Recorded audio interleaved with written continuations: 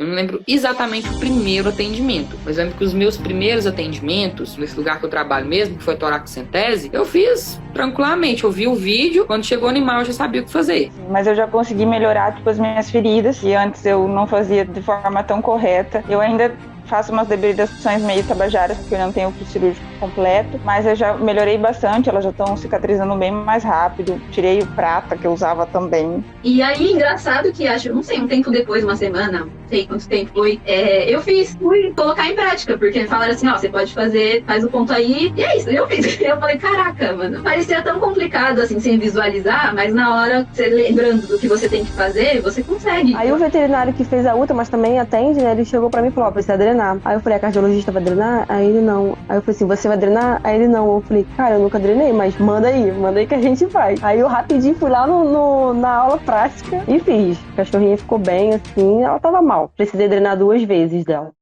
Olá, Beth! Seja muito bem-vindo, muito bem-vinda à segunda aula da semana do Plantonista Veterinário.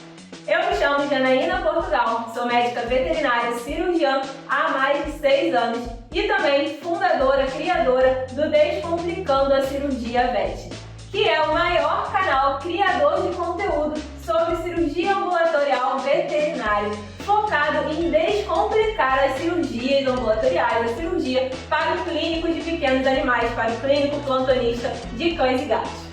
Nessa série de 4 aulas, você está aí descobrindo como ter a segurança para realizar qualquer cirurgia ambulatorial que chegue no seu plantão, no seu atendimento, no seu consultório, na sua clínica, não importando se você é recém-formado, se você já é formado há muito tempo. E agora na aula de hoje você vai conhecer os 3 pilares fundamentais para você ter 100% de segurança para realizar qualquer uma das cirurgias ambulatoriais que vão chegar para você. Mas antes da gente começar aqui, antes de qualquer coisa, eu preciso te falar. Se você ainda não assistiu a aula 1, que foi na segunda-feira, você precisa pausar esse vídeo agora mesmo. Pausa essa aula, vai lá e assiste a aula 1 antes de assistir a aula 2. Por quê?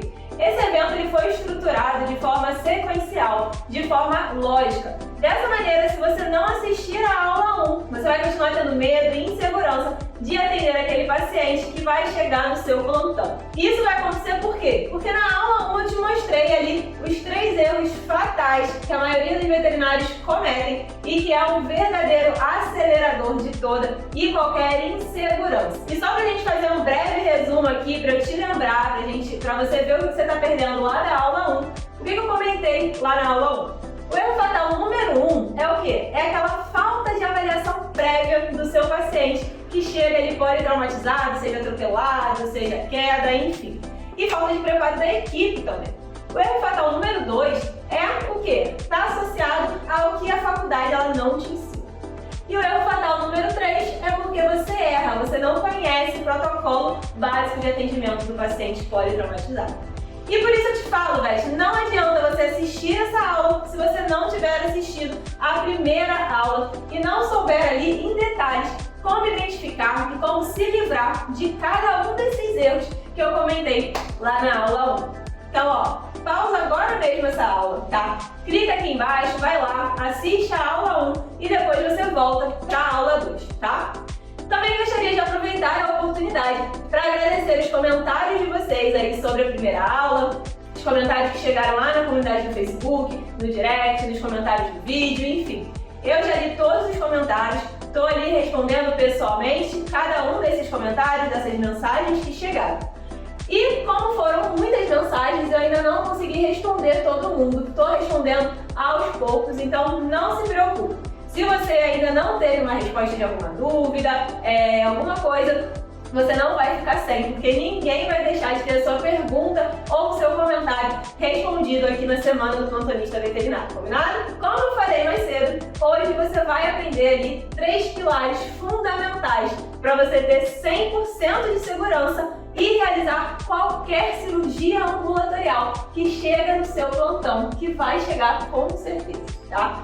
Dominar esses pilares vai ser ali uma verdadeira vacina contra toda a insegurança e contra todo o medo na hora de realizar procedimentos como uma simples sutura e até outros procedimentos como a colocação de um dreno torácico, a toracocentese, abdominocentese, redução de prolapso de reto, desobstrução uretral felina, tratamento de feridas e qualquer procedimento ambulatorial cirúrgico que chega no seu plantão. É por não conhecê-los que 99% dos médicos veterinários têm medo de errar esses procedimentos. Tem medo que esse erro ele possa matar o paciente, possa prejudicar mais do que ajudar o seu paciente.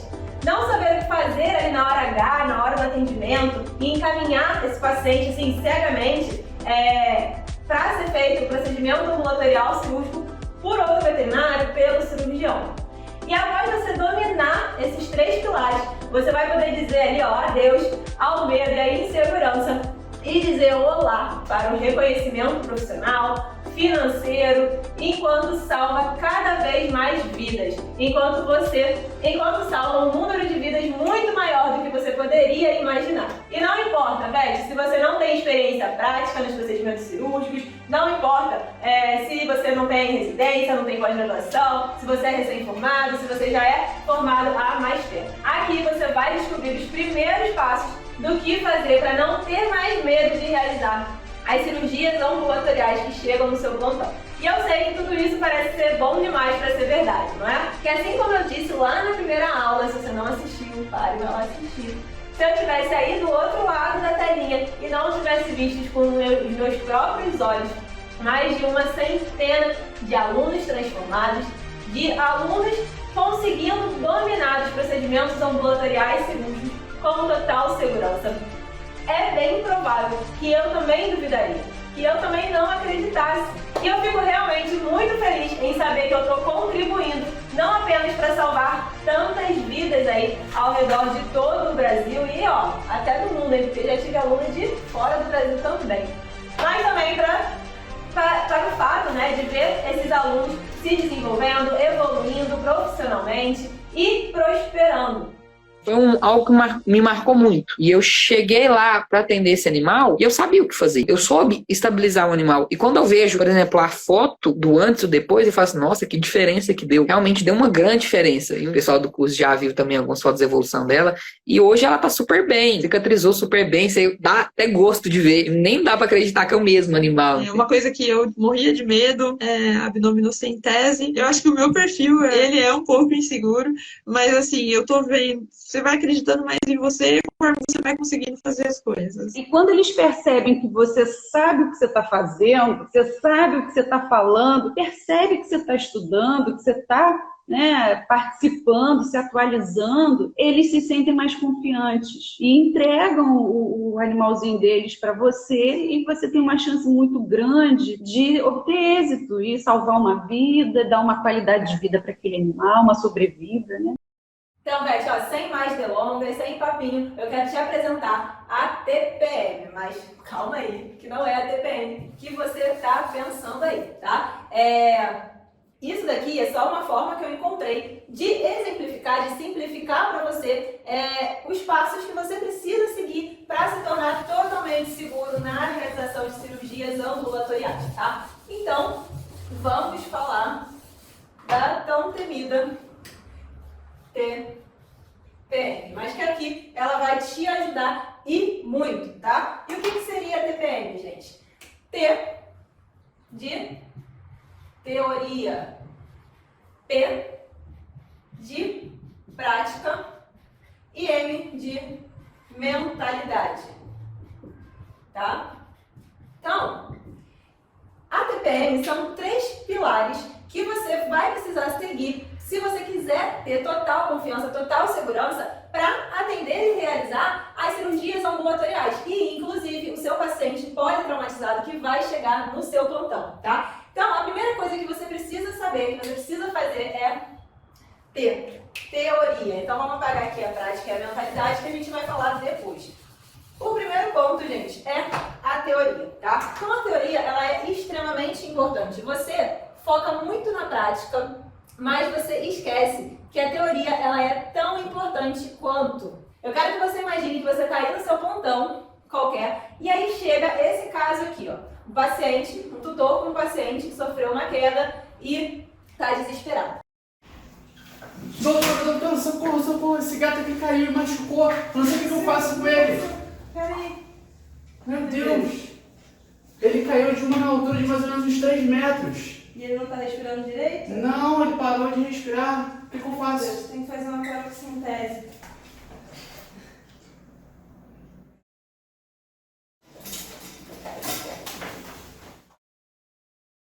E aí, o que você precisa saber? Gente, primeiro, você tem que saber como atender esse paciente, tá? É o primeiro passo.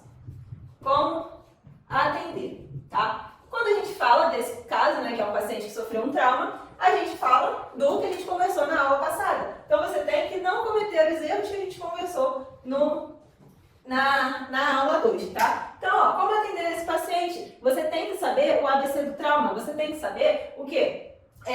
Que primeiro você vai avaliar as vias aéreas desse paciente, que depois você vai avaliar a respiração desse paciente. Nesse momento, você pode precisar fazer o quê? Uma punção cricoide ou uma cricotireoidostomia. Nesse momento, você pode precisar realizar uma toracocentese ou a colocação de um dreno torácico. Aqui você tem que ver o quê? A circulação desse paciente e você pode precisar fazer uma abdominocentese, tá? Aqui você vai ver o estado neurológico desse paciente, tá? Que não entra na cirurgia ambulatorial. E o né, gente? O que é a parte ali das exposições. Então, aqui você pode precisar saber tratar uma ferida, você pode precisar saber reposicionar um bulbo ocular, tá? Você pode precisar saber fazer uma bandagem. Tudo isso daqui, ó, como atender o paciente. E aqui eu estou dando como simulação esse primeiro caso de um paciente que sofreu uma queda, né? Mas quando a gente entra nas cirurgias ambulatoriais, onde a gente tem aí o prolapso de reto, suturas, enfim, a gente tem diversos outros procedimentos que seria o quê? Você não só saber como atender, mas você tem que saber também o quê? A patologia como modo geral, né? Então, entender a patologia. Entender a patologia. Então, você tem que entender como que ela acontece, o que proporciona o prolapso de reto, quais são as causas, tá? Quais são os tipos de tratamento que aquele animal ele precisa, tá? Então, ó, deixa eu apagar aqui que vai ficar melhor. Você tem que saber como atender esse paciente. Acho que eu vou até deixar aqui, ó, e vou escrever ali embaixo. Como atender. Você tem que entender a patologia. Então, aqui é quando a gente fala de animais, por exemplo, com prolapso de reto. Prolapso de reto. Que você tem que saber o quê? O que causa, isso daqui é extremamente importante, o que causa esse prolapso de reto, quais as formas de tratamento, quais os tratamentos, como resolver, tá? Ou seja, como reduzir, tá? Então, você tem que saber como atender o paciente que chega no seu plantão, entender da patologia, isso daqui é tudo teoria, tá? É tudo que tá aqui, ó. Cirurgia de pequenos animais, manual de cirurgia de pequenos animais e até aqui, ó, medicina interna de pequenos animais. Tá tudo no livro, tá tudo nos artigos, tá tudo nos cursos e que você esquece que é tão importante quanto saber fazer as coisas, tá?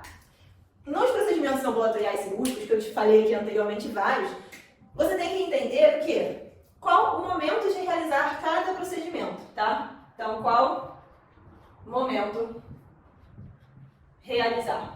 Qual o momento é o ideal para você realizar uma toracocentese no paciente que chegou traumatizado? Qual o momento ideal de realizar a redução do prolapso de reto? Qual o momento de trocar a toracocentese pelo dreno torácico no paciente que você atendeu politraumatizado, tá? O momento ideal quando realizar esse procedimento, tá? Quando realizar esse procedimento é de extrema importância. Você entender para você não fazer quando não precisa, tá? O passo a passo de cada procedimento ambulatorial cirúrgico. Então, ó, passo a passo.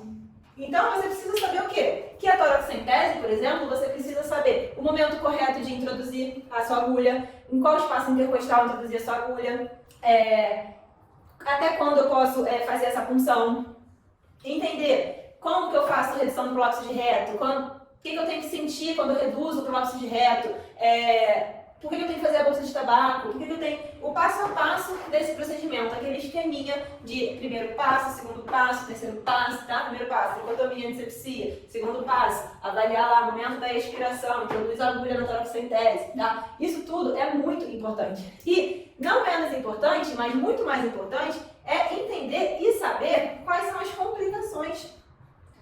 Quais são as complicações? Quais são as complicações que os procedimentos ambulatoriais eles podem acarretar, tá? A gente tem complicações que elas são complicações previsíveis, né? São complicações que realmente podem acontecer, e a gente tem complicações que são causadas por erros, tá? E você saber identificar isso daqui é extremamente importante, tá? Por exemplo, na toracocentese. Na toracocentese, você pode perfurar um pulmão, pode. Você pode causar um pneumotórax iatrogênico, pode, tá? Mas, na maioria dos casos, isso daí vai ser causado por quê? Por erro de técnica, e tá tudo bem se você errar, tá? A gente vai falar sobre isso lá na mentalidade.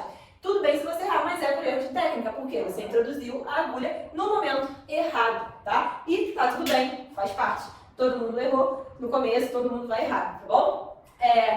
E se você precisa saber quais são as complicações, você precisa saber o quê? Reverter essas complicações, certo? Reverter as complicações. Então você precisa saber corrigir as complicações que podem acontecer. Por exemplo, estou tratando uma ferida. Estou tratando uma ferida, fiz lá um debridamento, pode ser que comece a sangrar muito, algum vaso comece a jorrar sangue. Normal, é uma complicação previsível que pode acontecer quando a gente está tratando uma ferida. E aí se eu tenho um grande sangramento ali na ferida, seja sangramento capilar exacerbado ou um vaso grande que se rompeu e começou a sangrar durante o meu tratamento, eu tenho que saber reverter. Então eu tenho que saber o quê? Fazer uma ligadura.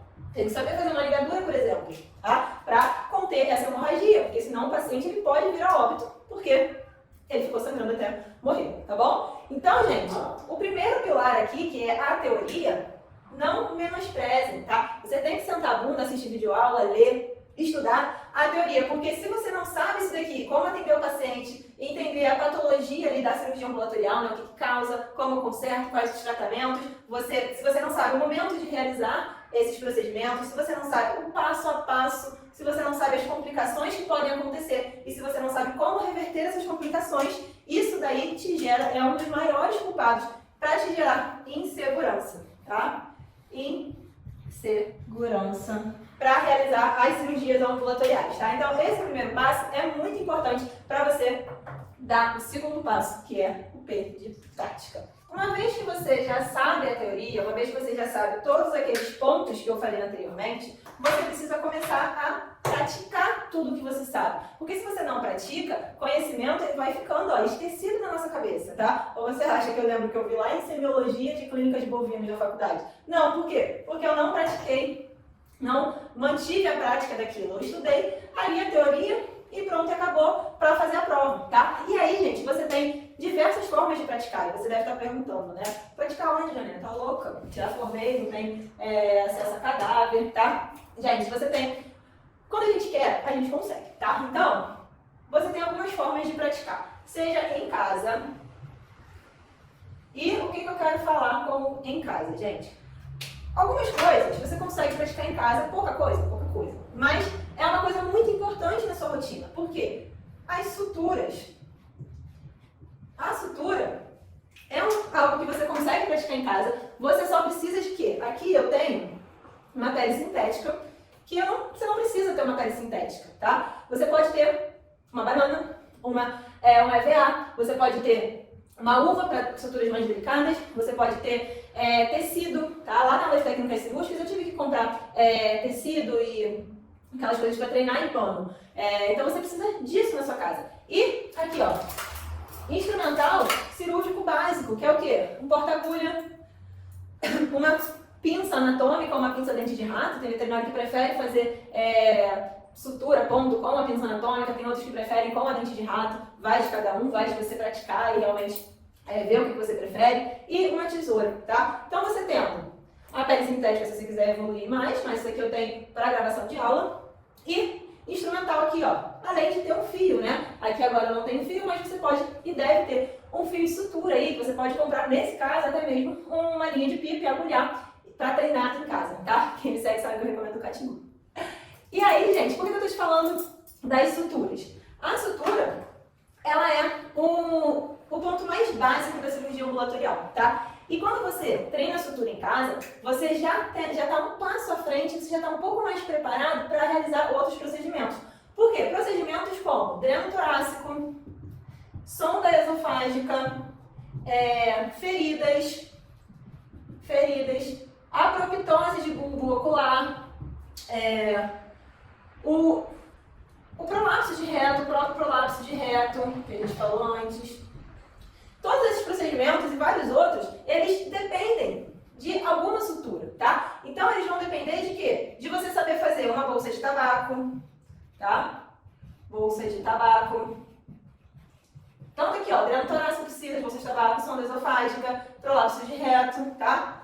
Suturas simples, suturas em X, suturas em U, ponto simples, ponto festonado, tudo isso você pode precisar para tratar uma ferida. Bailarina ou sandália romana, né?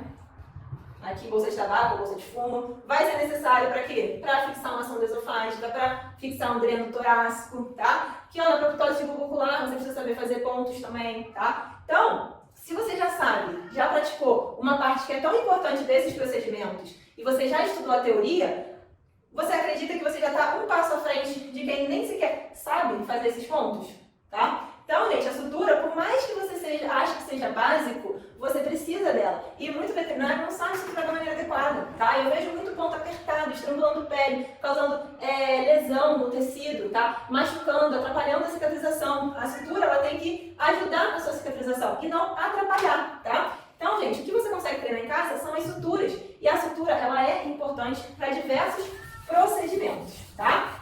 Então, treine sutura, não banalize a sutura, porque ela vai ser importante. Tanto o fazer o procedimento, quanto também a forma correta de manipular o instrumental, tá? Porque isso facilita o seu manuseio, facilita a sua realização do seu ponto, tá? Manipular o instrumental da maneira correta. E aí, né, aqui eu te falei como treinar em casa. É algo que você não precisa de um corpo, de um cadáver, né? Então, em casa, você treina aí as suturas. Você precisa praticar em cadáver, tá, gente? Você precisa praticar em cadáver. Até pouco tempo eu fazia treinos em cadáver sempre que fosse possível. Hoje em dia não tenho mais tanto tempo, mas o treino em cadáver ele é muito importante. Por quê? Porque quando você treina em cadáver, você está mostrando para o teu cérebro que você já fez aquilo ali uma vez na vida. Por mais que quando você for fazer num animal vivo é diferente, porque tem sangue, tem movimento respiratório, tem coração batendo, ele pode se mexer, tá? É diferente. Mas quando você já treina em cadáver, você fala pro teu cérebro, já fiz isso uma vez na vida, então vai ser mais fácil, tá? E aí você tem algumas formas de praticar com cadáver, tá? Com cadáver você pode praticar, se você é estudante, é a melhor forma de você praticar, tá? Por quê? Porque você consegue de forma mais fácil ter acesso a cadáver, seja no laboratório de anatomia, seja no laboratório de técnicas cirúrgicas. Você consegue pedir para o professor que seja um professor legal para você tirar de repente uma tarde para fazer treinos, tá? Então, cadáver aqui, ó, se você está na universidade, se você ainda é aluno, você consegue pedir ali, ó, laboratório de anatomia, laboratório de técnicas cirúrgicas. Você consegue solicitar pedindo com um professor legal, explicando o que você quer praticar, o que você quer treinar, algumas técnicas, e aí você vai lá e faz, tá?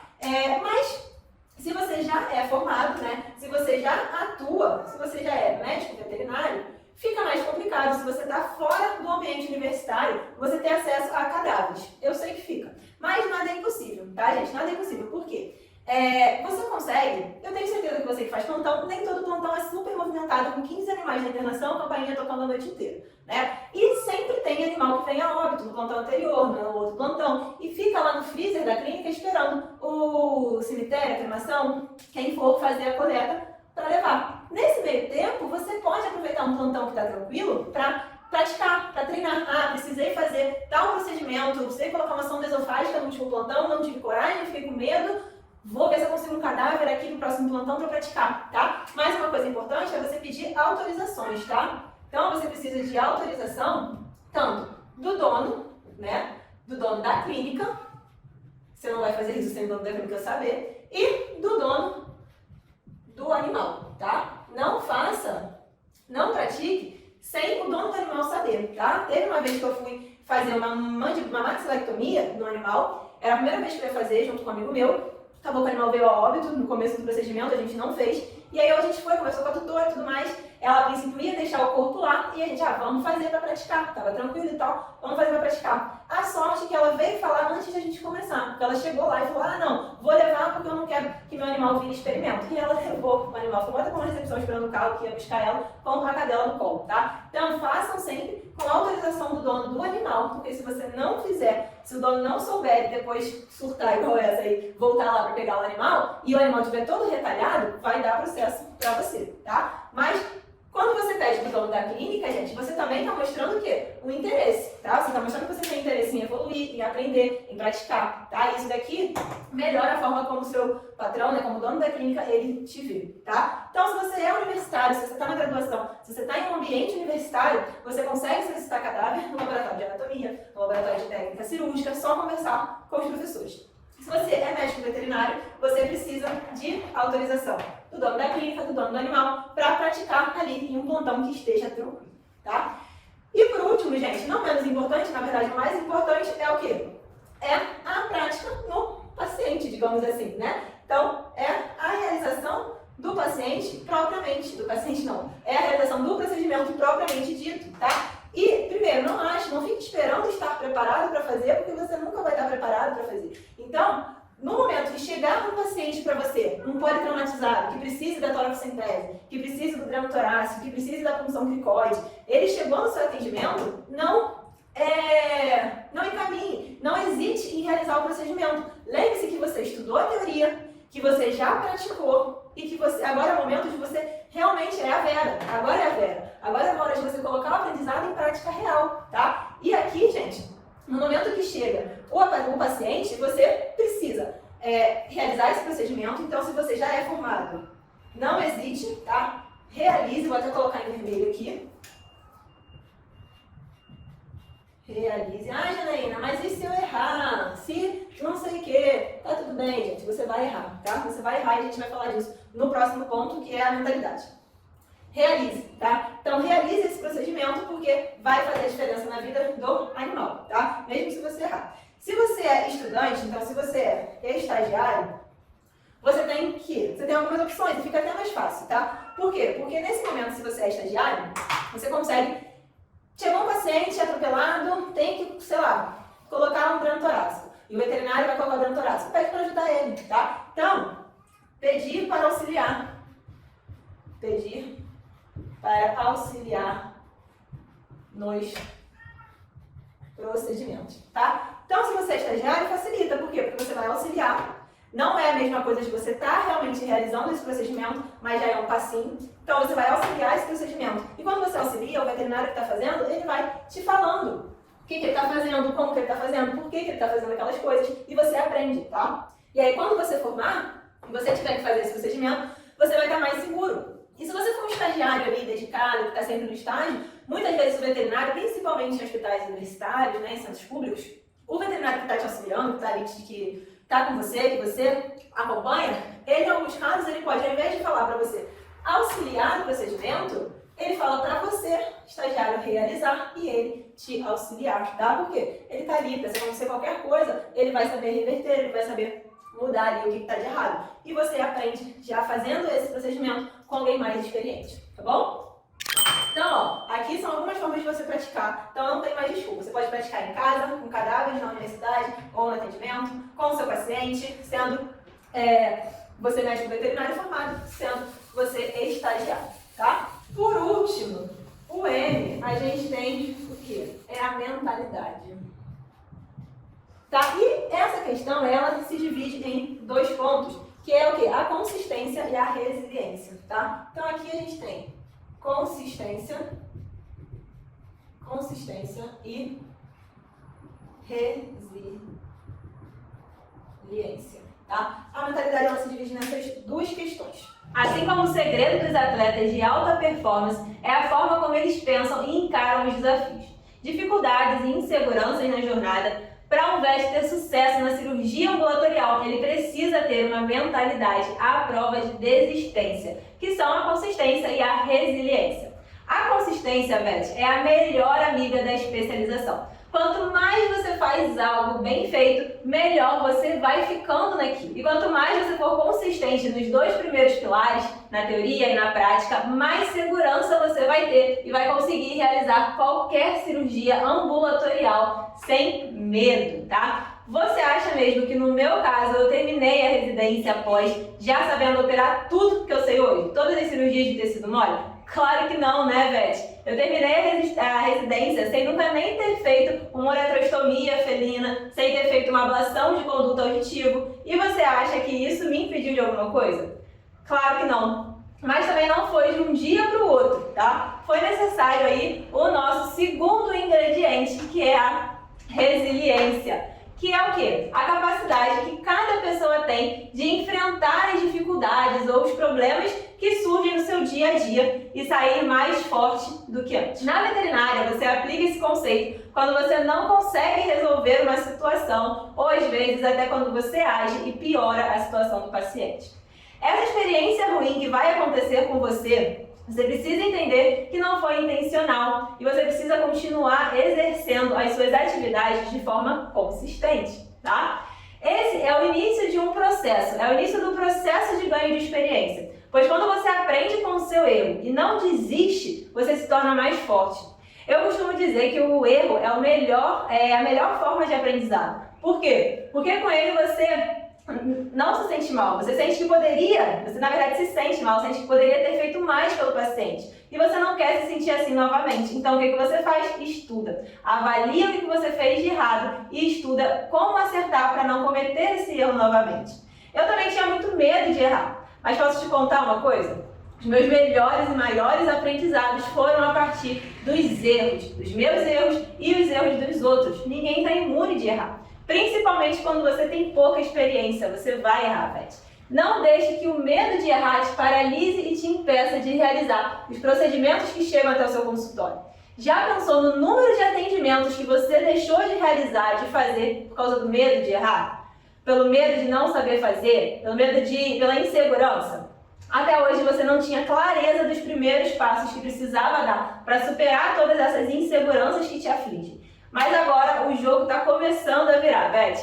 Ao chegar aquele paciente no seu plantão em que você precisa realizar, sei lá, uma toracocentese, um dreno torácico, uma ferida, você não vai mais precisar encaminhar para outro veterinário ou pedir socorro do cirurgião sem necessidade. Estamos partindo para finalizar a nossa aula de hoje, mas eu imagino que você deve estar aí pensando: ah, Janaína, isso daí é muita coisa para aprender. E eu não vou discordar, tá? Mas não existe recompensa sem sacrifício, não é mesmo? É por isso que eu criei o meu treinamento de maior sucesso, que é o Segredo do Ambulatório Cirúrgico, onde você vai aprender tudo o que eu ensinei até aqui e muito mais nos mínimos detalhes. Cada um dos procedimentos, tanto na teoria quanto na prática, para cada um dos procedimentos ambulatoriais cirúrgicos, como uma sutura, todas as técnicas de suturas que você precisa, colocação de um dreno torácico, realização de toracocentese, redução de própsis de reto, tratamento de feridas, todo o ABC do trauma detalhado e todos os procedimentos específicos da cirurgia ambulatorial. E sem falar, né, Vete, das sacadas exclusivas que você vai poder ter por quem já realizou mais de 2.000 procedimentos ambulatoriais cirúrgicos, cirurgias gerais, em mais de 6 anos de atuação. Mas não se preocupa com isso agora, porque nós vamos falar mais sobre o segredo do ambulatório cirúrgico na terceira aula, que vai ficar disponível sexta-feira, às 8 horas da manhã. O importante agora, o que eu quero agora de você, é que você internalize cada um dos pilares do TPM, tá? Teoria, prática e mentalidade. Entender que você precisa saber o que fazer, quando fazer, o que pode dar errado, praticar e entender que você vai errar. Mas esse erro vai ser bom para o seu crescimento e faz parte da curva de aprendizagem. Esses 3 pontos precisam estar em plena sintonia para você poder dizer adeus a toda a insegurança que ainda existe aí em você. E, Vete, você pode perguntar aí, Janaína, existe algum pilar mais importante dentre esses que você explicou? E aí eu te respondo que, me diz uma coisa, a asa direita de um avião é mais importante do que a asa esquerda ou do que o motor, Vete? É óbvio que não, né? Os 3 pilares eles precisam estar ali em perfeita sintonia para que você tenha a sua segurança. Mas você deve estar se perguntando, entendi, o que eu preciso fazer, mas como eu vou planejar cada etapa para não correr o risco de falhar no meu objetivo de superar as inseguranças e os meus medos de uma vez por todas. Vete, na terceira aula, que vai ser liberada sexta-feira às 8 horas da manhã, eu vou responder exatamente isso, tá? Eu vou te responder isso através de um mapa todo detalhado, com a rota, um passo a passo, para você ter total clareza de como colocar os pilares do TPM em prática e criar um plano de ação para você ter a confiança que sempre sonhou no ambulatório cirúrgico e salvar cada vez mais vidas. Então, se você quiser dizer adeus de uma vez por todas pro bichinho do medo que fica aí te perturbando no plantão e dá insegurança, assistir a aula 3, Vete, é a chave mestra nesse processo. Sem ela, você vai apenas ficar ali, ó, inchado de conteúdo, mas não vai saber como colocar em prática. Então, ó, não perde a aula 3. Você vai receber o link no seu e-mail no grupo do WhatsApp. Mas por hora, a sua tarefa mais importante agora é mais uma vez entrar na nossa comunidade do Facebook para fazer a segunda atividade do evento, tá? Então, se você ainda não está na comunidade do Facebook, tem algum link aqui em algum lugar, tem um botão escrito comunidade, alguma coisa, clica nele que ele vai te direcionar para a comunidade do Facebook, tá? Por quê? Porque é lá que eu vou estar pessoalmente tirando todas as dúvidas de vocês, vou estar respondendo as atividades, vou estar olhando lá o que vocês estão fazendo, tá? Durante toda essa semana, durante todo esse evento, tá? E os presentes vão ser liberados lá também. Que presente, Janaína? Eu preparei alguns bônus exclusivos para os participantes da semana do plantonista veterinário e só vai ter acesso quem assistir as aulas inteiras e participar da última e mais importante aula, que vai ser no domingo à noite, ao vivo. Lá, além de eu te entregar o último presente da semana, eu vou responder ao vivo as atividades que foram feitas ao longo desse evento. Mas o primeiro e o segundo presente já estão disponíveis lá na comunidade do Facebook. É só acessar, buscar lá o PDF, responder a atividade e colocar a palavra-chave que apareceu em algum lugar nessa aula, combinado? A atividade número 2, Vete, é um outro caso que eu vou colocar lá, porque eu quero que você comente os erros, a sua conduta e o que você aprendeu com a aula 2. Aproveita para comentar a sua dúvida, porque logo eu vou lá para te responder e responder também as atividades e as respostas da atividade.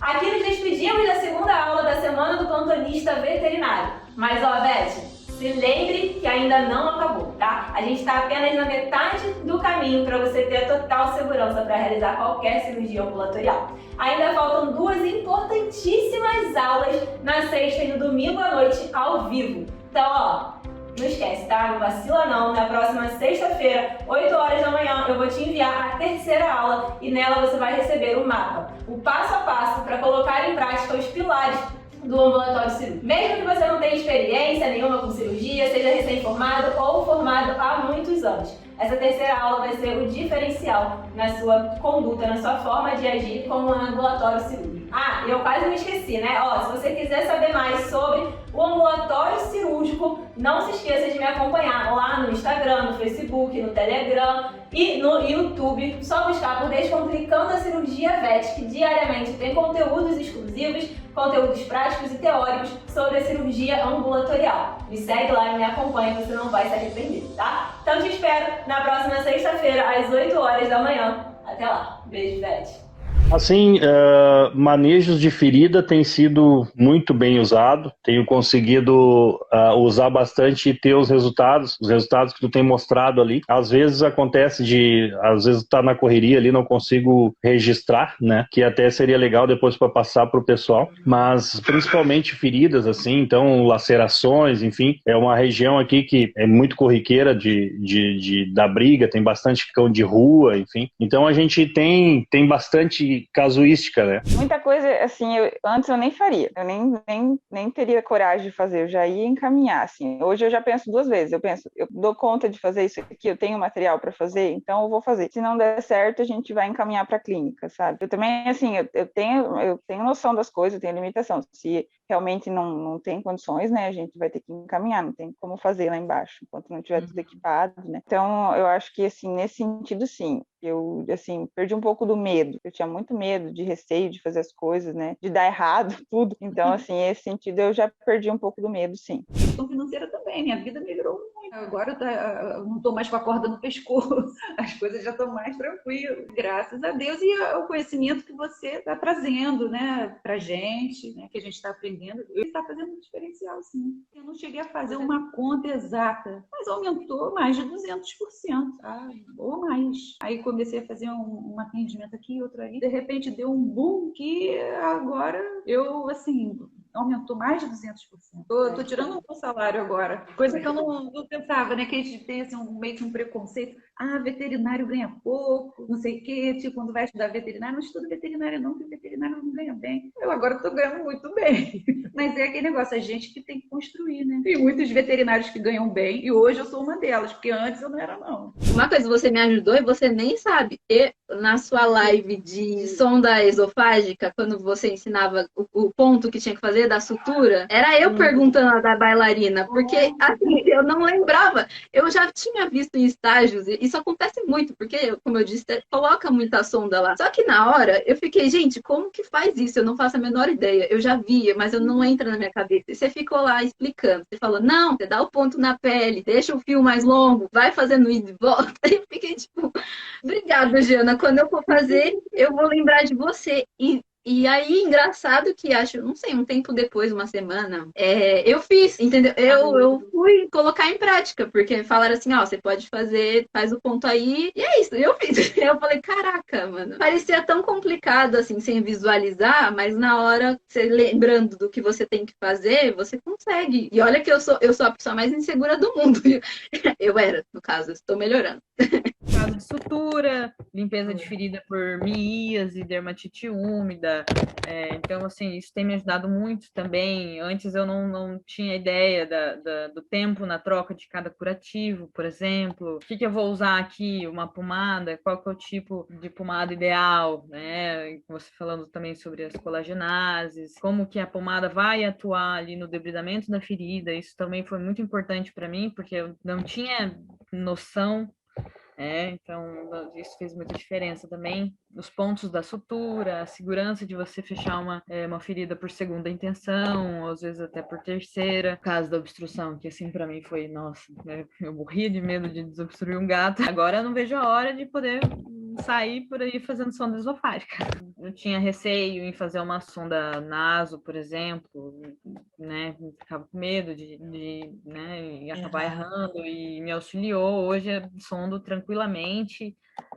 Se precisa de uma sonda nasogástrica, vou lá e faço. Uma sondagem uretral também. Até mesmo cistocentese de alívio ali, na maneira como você vai na região anatômica da bexiga, onde realmente eu preciso funcionar. Tudo isso são detalhes que fazem a diferença na prática. Chegou uma vez num plantão, só que assim, já era tipo passagem de plantão. E aí eu peguei e mandei mensagem para as veterinárias. Eu falei, ó, chegou um prolapso, eu preciso que alguém assuma o caso. Que, tipo assim, preciso que alguém assuma e que eu tô indo embora. Tipo, larguei a bucha e fui. Eu só internei e aí nem tentei. E aí depois eu levei um pouquinho de bronca de uma das coordenadoras lá. Como assim? Eu falei que eu tava deixando lá e tô indo embora.